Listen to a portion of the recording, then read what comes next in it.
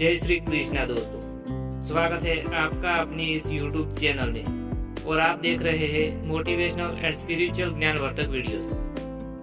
दोस्तों, आज हम श्रीमद् भगवद गीता के 17वें अध्याय, जिस अध्याय का नाम है श्रद्धात्रय विभाग योग, इस अध्याय के लाभ और महत्व पर विस्तार से चिंतन करेंगे। श्री कृष्ण हमें इस अध्याय में बताते हैं कि मनुष्य की श्रद्धा, आहार, यज्ञ, तप और दान, तीन प्रकार के गुण सात्विक, राजसिक और तामसिक के अनुसार भिन्न भिन्न होती है। श्री कृष्ण जी अर्जुन को यह गूढ़ रहस्य बताते हैं कि श्रद्धा का प्रकार ही हमारे जीवन की दिशा और गति को तय करता है। आइए इस अध्याय की गहराई में उतरते हैं, इसके लाभों को समझते हैं और जानते हैं कि हमारे जीवन में इसका क्या महत्व है। तो हम आपको क्रमश एक एक करके सभी महत्व और लाभ समझाने वाले हैं। तो पहला महत्व है श्रद्धा का स्वरूप और इसका जीवन पर प्रभाव। श्रीमद् भगवद गीता का अध्याय 17 बताता है कि प्रत्येक व्यक्ति की श्रद्धा उनके स्वभाव के अनुसार होती है। सात्विक श्रद्धा हमें सत्य, धर्म, सेवा और ईश्वर की भक्ति की ओर ले जाती है। राजसिक श्रद्धा व्यक्ति को दिखावा, मान सम्मान और स्वार्थ की ओर खींचती है। तामसिक श्रद्धा अंधविश्वास, हिंसा और अविवेकपूर्ण आचरण में उलझा देती है। जीवन में इसके लाभ, सही श्रद्धा को पहचानने से हमारा मन शुद्ध होता है। सात्विक श्रद्धा अपनाने से जीवन में शांति, संतोष और सच्ची सफलता आती है। श्रद्धा का शुद्ध होना आत्मा की उन्नति का प्रथम सोपान है। दूसरा महत्व है आहार का महत्व। जैसा आहार वैसे विचार। इस अध्याय में श्री कृष्ण बताते हैं कि हमारा भोजन भी तीन प्रकार का होता है। पहला है सात्विक आहार, जो आयुष्य, बल, आरोग्य और सुखदायक है, जैसे फल, सब्जियां, हल्का भोजन। दूसरा है राजसिक आहार, तीखा, खट्टा, बहुत गर्म, जिससे शरीर और मन में अशांति होती है। तीसरा है तामसिक आहार, बासी, सड़ा गला, दूषित भोजन जो जड़ता और रोग बढ़ाता है। जीवन में इसके लाभ, सात्विक भोजन से बुद्धि निर्मल बनती है। आहार में सात्विकता आने पर हमारी चेतना उच्च स्तर तक उठती है।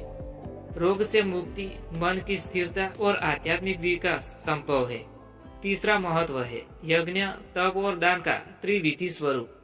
भगवान श्री कृष्ण बताते हैं कि सात्विक यज्ञ बिना किसी फल की कामना से किया जाता है, केवल कर्तव्य भाव से।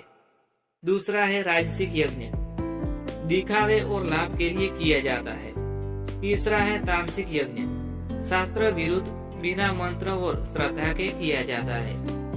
तपस्या और दान भी तीन प्रकार के होते हैं। पहला है सात्विक तप और दान, लोक कल्याण और ईश्वर की भक्ति के लिए किए जाते हैं। दूसरा है राजसिक तप और दान, अपने स्वार्थ और दिखावे के लिए किया जाता है। तीसरा है तामसिक तप और दान, अज्ञानतावश या गलत उद्देश्यों के लिए किया जाता है। जीवन में इसके लाभ, सात्विक यज्ञ, तप, दान से आत्मा शुद्ध होती है। बिना फल की आशा किए किया गया कार्य सीधा मुक्ति की ओर ले जाता है। दान और तप जीवन में सहनशीलता, विनम्रता और करुणा बढ़ाता है। चौथा महत्व है ओम तत् सत का रहस्य। इस अध्याय में ओम तत् सत का रहस्य बताया गया है। इन तीन पवित्र शब्दों की महिमा भी समझाई गई है। ओम का अर्थ होता है परम ब्रह्म का प्रतीक। तत् निष्काम भाव से कर्म करने की प्रेरणा देता है। सत, सत्व अर्थात सत्य का प्रतिनिधित्व। जीवन में इसके लाभ, ओम तत् सत का स्मरण और उच्चारण जीवन में शुद्धता लाता है। यह कर्मों को निष्कलंक बनाता है और साधक को ईश्वर के समीप ले जाता है। जीवन में सत्यनिष्ठता और धर्मनिष्ठता का विकास होता है।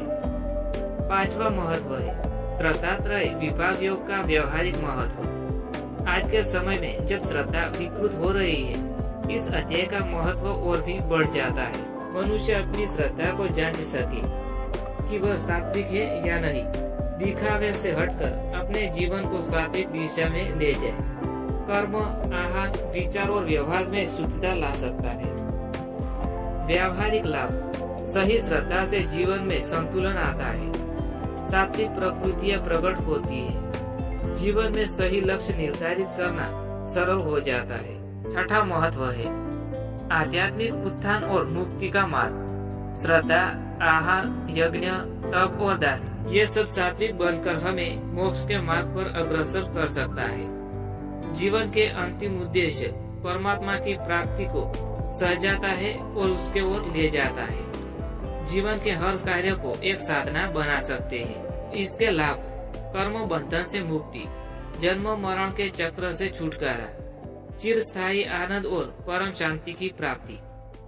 सातवां महत्व है क्यों जरूरी है अध्याय 70 को जीवन में अपनाना।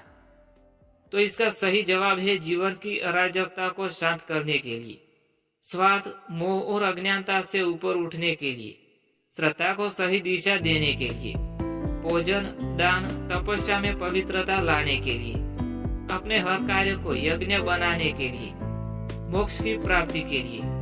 यह कारण है कि अध्याय 70 केवल एक साधारण ज्ञान नहीं है बल्कि एक संपूर्ण जीवन जीने की कला है।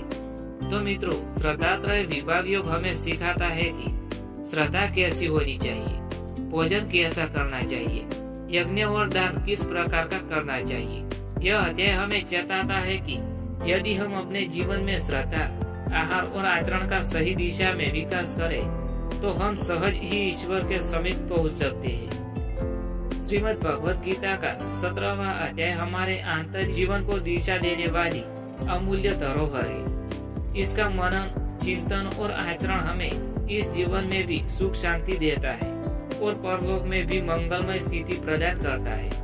आइए हम सभी मिलकर इस अमूल्य शिक्षा को अपने जीवन में उतारें और सात्विक श्रद्धा के साथ जीवन को धन्य करें। जय श्री कृष्ण दोस्तों।